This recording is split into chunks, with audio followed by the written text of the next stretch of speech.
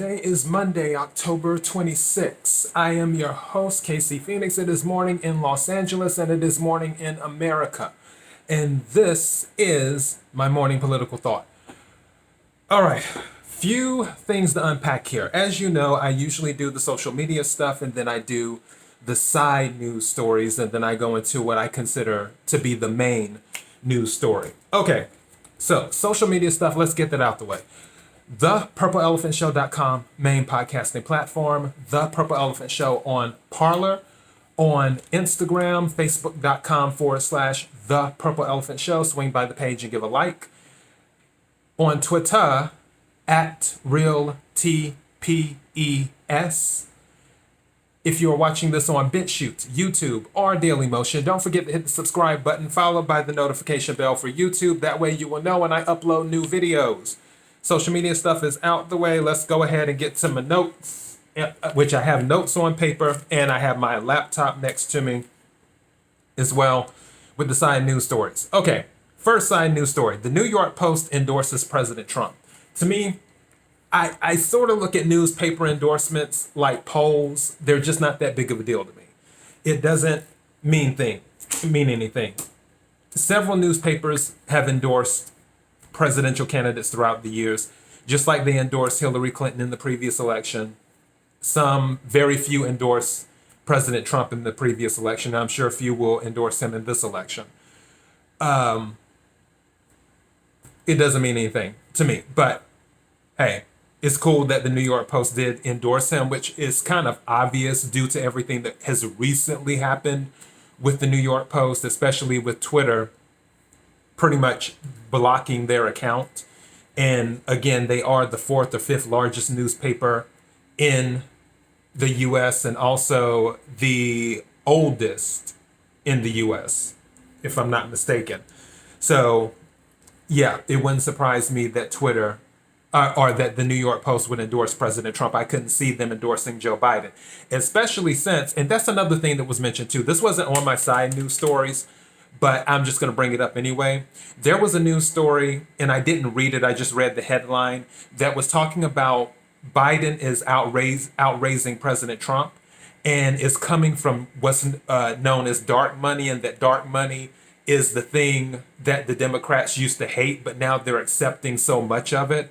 And more than likely, a lot of that money is coming from Silicon Valley. So,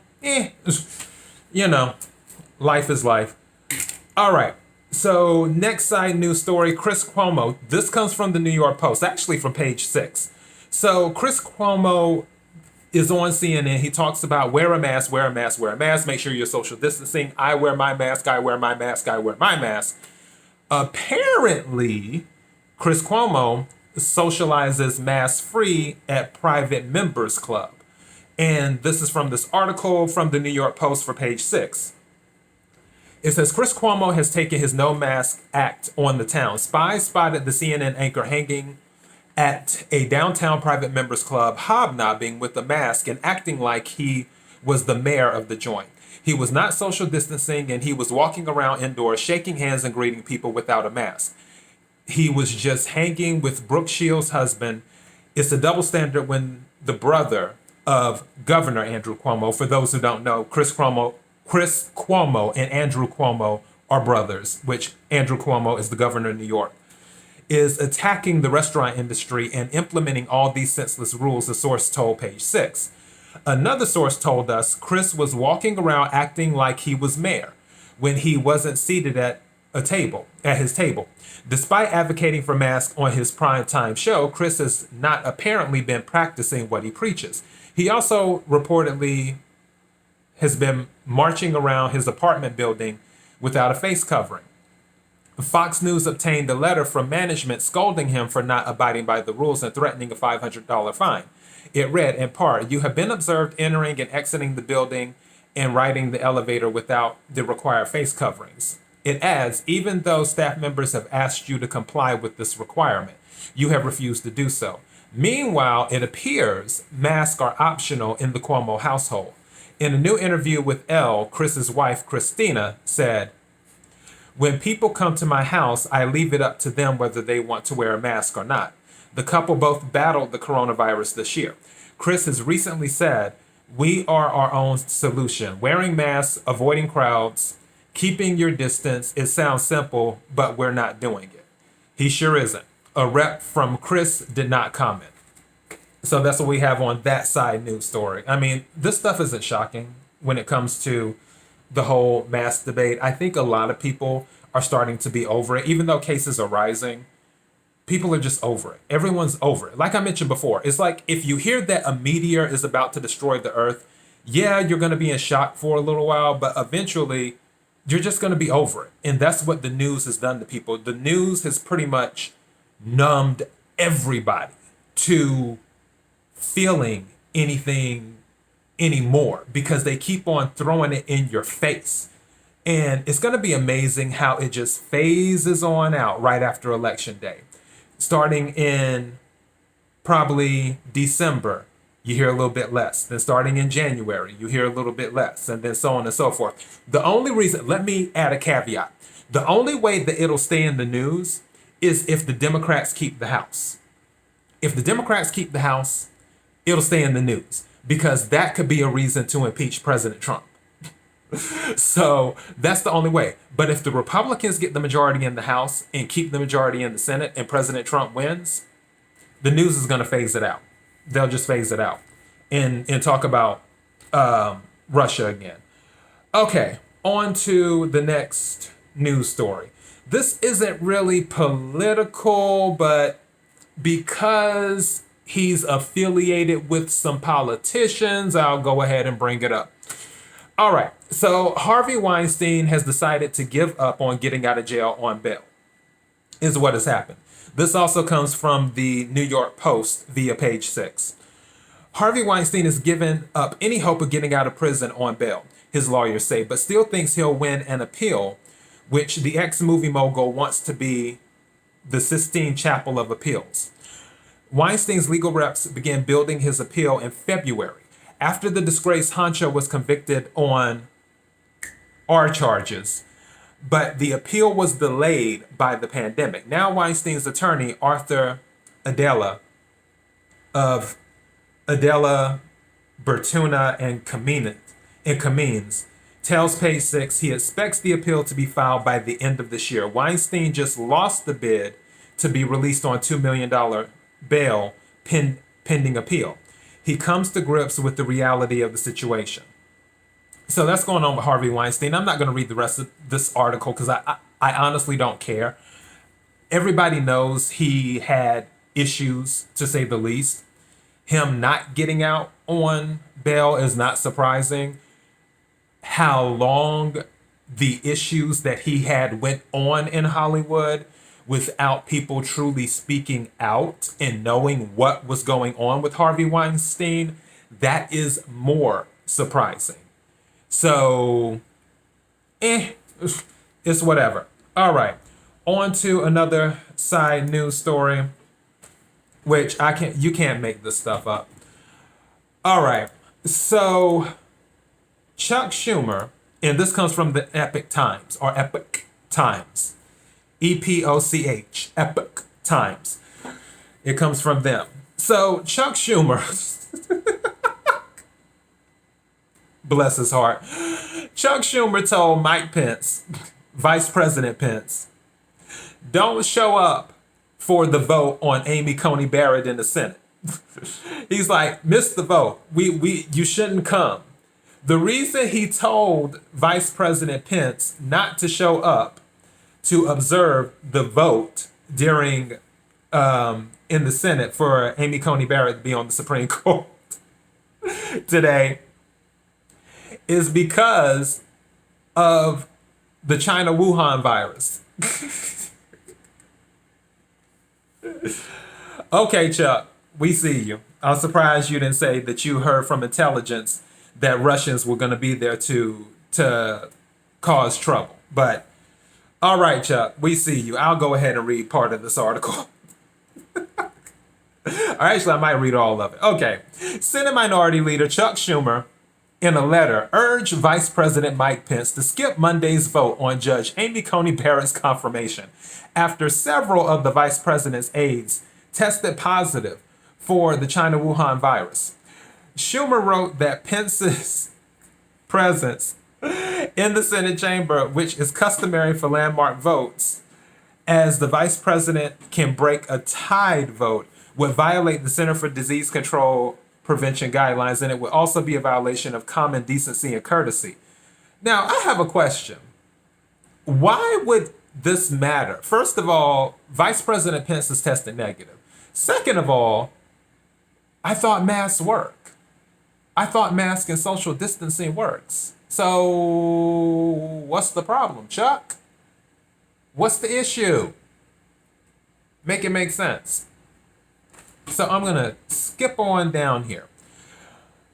While Vice President Pence is considered a close contact with Mr. Short in consultation with the White House Medical Unit, the Vice President will maintain his schedule in accordance with the CDC guidelines for essential personnel, O'Malley said. Schumer, in a Dear Colleague letter sent to the Senate Democratic Caucus, warned Pence could spread the virus in the Senate if he presides over Monday's vote to confirm Barrett. He urged fellow Democrats not to congregate in the Senate chamber and vote quickly to avoid potential exposure. But he tested negative, so what? I don't get it. I guess you don't get it either. We're all trying to figure it out. Okay. Upward and onward. I'm skipping down. At a rally in Tallahassee, Florida on Saturday, Pence said he wouldn't miss that vote for the world.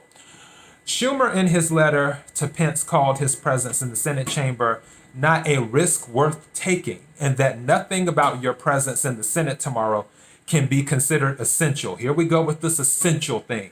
I told you, for those who have been following my show, you know how I feel about this essential thing.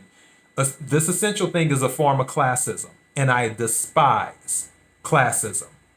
To say somebody is essential or not essential is classism, and I don't like it.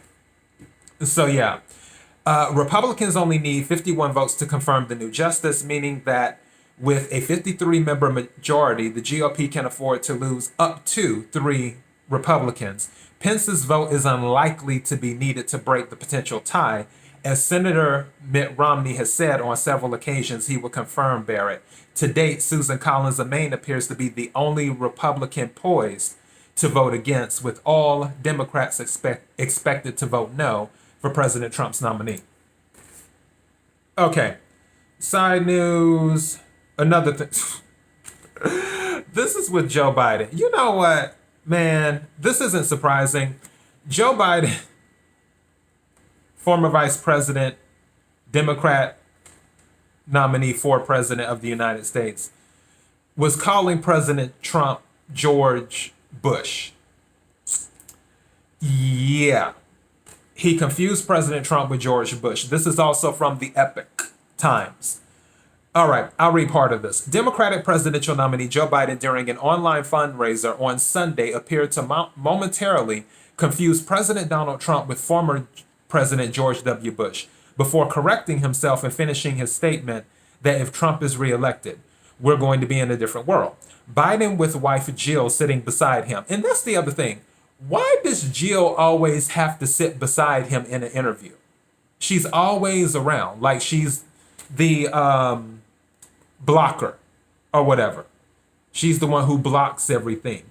And as if she has to protect Joe Biden from whatever.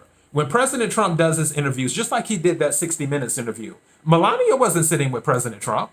President Trump took on whatever that lady's name was, Leslie somebody or something. President Trump took her on by himself. I probably say 98% of President Trump's interviews, he does by himself. He takes on all of these people by himself. So why does Jill Biden need to be with Joe Biden all the time when Joe Biden is doing interviews? Make it make sense, even though I think we all know the answer. Anyways, let me get back to this. So with wife Joe Biden sitting beside him, told event moderators George Lopez and CNN analyst Ana Navarro that this is the most consequential election in a long, long, long time. The character of the country, in my view, is literally on the ballot. What kind of country we're going to be, Biden continued adding. 4 more years of George, we're going to find ourselves in a position where if Trump gets elected, we're going to be in a different world. President Trump seized on Biden's gaffe, tweeting Monday, Joe Biden called me George yesterday, couldn't remember my name. Got some help from the anchor to help him through the interview. Fake news cartel is working overtime to cover it up. Everybody knows that Joe Biden has issues. And this is just another example of that. Another of many examples of that. And you know what? One thing I will say, going back to the China Wuhan virus, that has been probably Joe Biden's saving grace, not because of it being a, what's the word I'm looking for? Something to jab President Trump with, but because it requires Joe Biden to mostly social distance. Because if he wasn't social distancing, we know what he would be doing. Everyone has their vices. His son sniffs cocaine. Joe Biden sniffs hair. But who am I to judge? So yeah. All right. Now on to the next side news story and the final one. So prominent Jewish leaders sign open letter of gratitude to President Trump praising his leadership. And it's not a political endorsement, the magazine said. It's just saying that he's done a great job. This is something, and this is also from the Epic Times. I love saying that, Epic Times. This is also something that I'm surprised more people who are Jewish don't recognize. And as I said before, President Trump and Bibi Netanyahu go back years before President Trump even decided he was going to run for president. They've been friends for a long time. So for them to not know that President Trump is cool with the Jewish community, it always shocks me sometimes when people don't know this. They talk about neo-Nazis. Neo-Nazis, last time I checked, don't care for Jewish people. And President Trump has been very, very supportive of the Jewish community. His daughter is married to someone who is Jewish, and she also converted to Judaism. So, and there's other examples too, obviously throughout his administration with the embassy moving to Israel, the Golan Heights, and so on and so forth, the peace deals being brokered, which there's another peace deal that has been brokered with Sudan and Israel. So it amazes me how people either want to cover their eyes to his support of the Jewish community or they don't know. So it's like they ignore it or they don't know. But yeah, there was a letter from prominent Jewish leaders, and I'm not going to read the article. I'm not going to read the article because I need to get on to my main morning political thought. But yeah, so I'm happy to see this. It makes me really happy. And I think that the president deserves even more credit when it comes to his work with what he's been doing with the Jewish community, what he's been doing with Israel in regards to peace. Peace is a big thing because his approach to the Middle East, I personally don't necessarily agree with it. I would have preferred a hands-off approach because I feel like that's their issue, that's their problem. Let them work it out. However, if President Trump is able to make these deals and help these people get along and it makes the area safer, more power to him. And I congratulate him and I salute him on that and for doing a great job. And he deserves credit. He deserves the Nobel Peace Prize. Not just, he's been nominated several times now, but he deserves the Nobel Peace Prize, because he is actually helping usher in peace to an area that is constantly in conflict. So that's my thoughts on that. Let me go ahead and get to this particular article with Pelosi versus AOC. The article that I have, this is from the Washington Times. It isn't saying that they're at each other like a bunch of alley cats. It's not saying that. I'm reading between the lines on this. So I'm going to read this article to you because it's not that long, and then I'm going to tell you what I'm reading between the lines when I read after reading this article.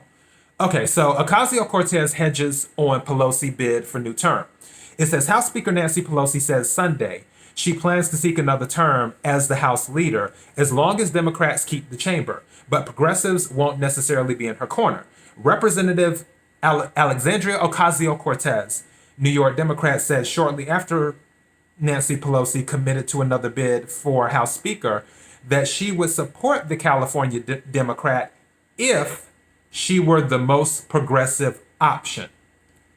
I wanted to underline that if. Okay.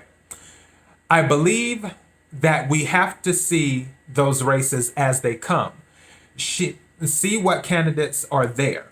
I am committed to making sure that we have the most progressive candidate there, said Ocasio-Cortez on CNN State of the Union. But if Speaker Pelosi is that most progressive candidate, then I will be supporting her, she said. Her decision to hedge on supporting the reigning House Speaker comes with a gap widening between the Democratic establishment, led by Mrs. Pelosi, and upstart progressives seeking to push the party to the left, as exemplified by Ocasio-Cortez. There were rumblings of opposition to Ms. Pelosi when Democrats took over the House in 2018 election, amid calls for fresh leadership and concerns about the national image of Nancy Pelosi, a favorite target of Republicans. She managed to deflect potential rivals on her way to being elected in a 203-32 vote of the House. I see myself as a transitional figure, she said in an October 2018 interview with the Los Angeles Times. I have things to do, books to write, places to go, grandchildren. First and foremost, to love. Now 80, Nancy Pelosi said Sunday that she wants to keep her hold on the post, which makes her second in line for the presidency. Asked by CNN's Jake Tapper whether she was going to run for another term as Speaker, as long as the Democrats keep control of the House as expected, Nancy Pelosi said, yes, I am. But let me also say, we have to win the Senate. Ocasio-Cortez supported Pelosi in the 2018 House Speaker vote, tweeting that so long as Leader Pelosi remains the most progressive candidate, she can count on my support. This, to me, is basically saying, you have to do what I say. So Nancy Pelosi and Ocasio-Cortez, I do not believe they're the best of friends. I don't believe they're getting their hair done together with masks off and things like that. For Ocasio-Cortez, something tells me, I don't know why, I just have a gut feeling. And this more than likely won't happen, but let's just dip into another reality right quick and say it does. If the Democrats were to win the House, the Senate, and the presidency, Nancy Pelosi will not be the Speaker of the House, because Ocasio-Cortez will galvanize whatever group of people she needs to and pull those votes away from Nancy Pelosi.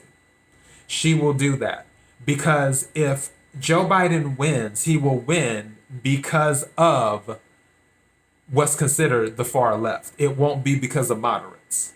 It'll be because of the far left. So there will then be a mandate to have someone who is more further to the left than Nancy Pelosi. And she will not be able to hold on to power. and she will be ushered on out. And Ocasio-Cortez holds more power than people realize, because Ocasio-Cortez, like President Trump, is good at controlling narratives and manipulating the media. So I say, which, like I said, I seriously doubt this will happen, but if they were to win the House, the Senate, and the presidency, Nancy Pelosi, she's saying that she will go for another term, but it's not going to happen. AOC will not allow that to happen. She's not.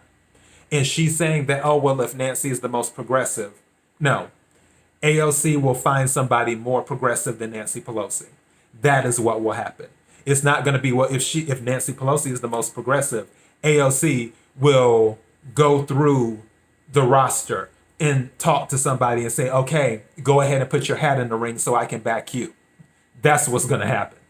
So these two are not friends. It will always be Pelosi versus AOC. And that's just how I see it.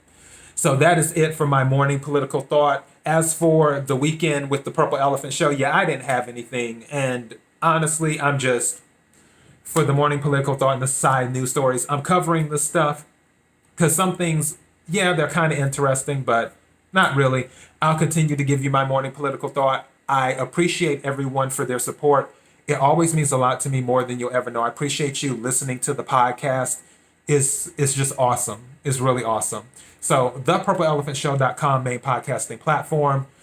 The Purple Elephant Show on Parler, Instagram, Facebook.com/The Purple Elephant Show, @RealTPES on Twitter, BitChute, YouTube, Dailymotion. Hit the subscribe button, followed by the notification bell on YouTube. You will know when I upload new videos. Thank you again. Until next time, be blessed.